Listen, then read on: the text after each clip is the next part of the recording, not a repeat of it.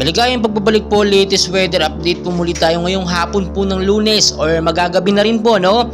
Breaking news po tayo ngayon, meron po tayong namataan na panibago nga pong tropical storm, no? Estimated po ang layo po niya, 2,230 kilometers east of Northern Luzon po yan.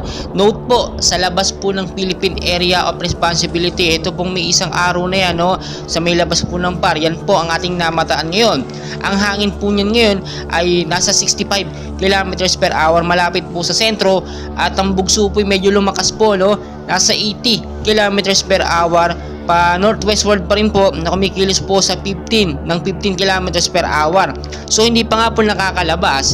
Ito pong si Super Typhoon Goring, meron na naman pong panibagong bagyo.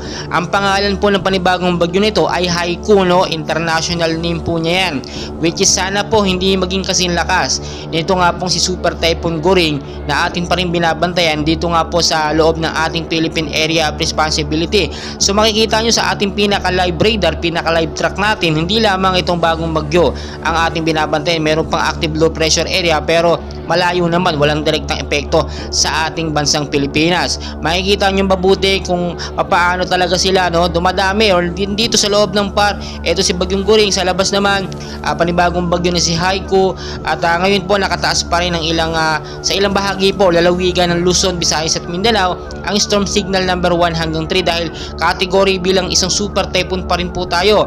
So ako po lagi nagpapaalala sa inyo, kaya nga po meron tayong latest weather update, time to time na update ko po kayo para maging aware kayo. Siyempre hindi po porkit may araw or maganda ang panahon ibig sabihin na walang bagyo. Ito po sa ating pinaka live radar makikita nyo talaga, no, na talagang nandyan pa. Inaasahan po ilang araw pa po bago lumabas ng Philippine Area of Responsibility. Ito nga pong si Super Typhoon Goring.